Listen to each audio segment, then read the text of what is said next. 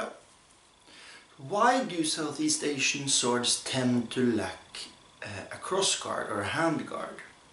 Now, first of all, I would like to say that not all Southeast Asian swords actually are without handguards. Mainly the kampilan and the pandat, they are both two-handed swords and they do have crossguards. There are also some examples of the Pendang from Aceh, but they are actually mostly not really produced in Southeast Asia. They are kind of imported and are altered when they come there. There are some that are produced locally. They tend to actually look more like a baskethilt. But by and large, Southeast Asian swords do actually tend to not have much in the way of crossguards. Now, why is this? Well, I think there are three main reasons.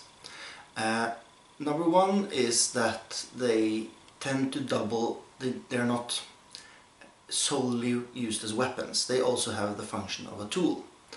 And as a soldier, even modern contemporary professional soldiers, the time they spend fighting is minuscule compared to the time they do lots of other things, and it would be the same. So I mean, you would have more use for something which is a good tool that you could also use in combat than something which is primarily a weapon, especially when it comes to a short sword, which is the case for most of these.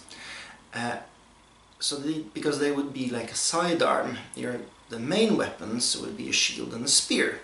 And this brings me to my next point, that they're actually a sidearm. And as I said, the main weapon in most of these, in most armies across the world at some point, was the spear and the shield.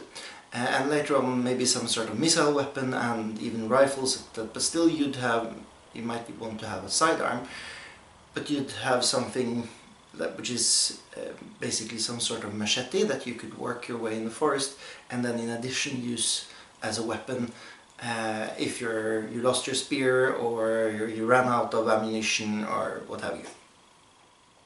The third reason is shields, and I think that most of the Southeast Asian weapons, especially these sidearms, were used. The swords were one-handed swords, at least, were used together with a shield. And with a shield you kind of protect the line against your hand, so you might not need a crossguard in the same regard.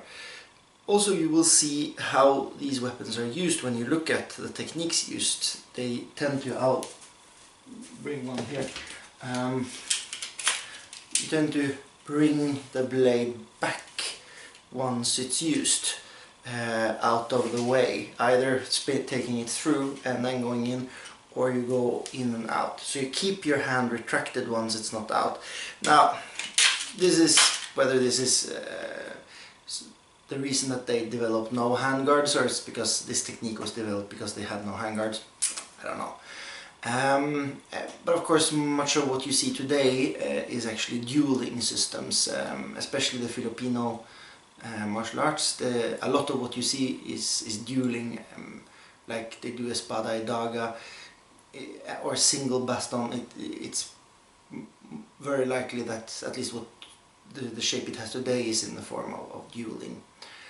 Yeah, so my point in closing is they are sidearms, they were used together with a shield, and they were most of the time actually used as tools that were weaponized when they came into battle. Alright, thank you, bye bye.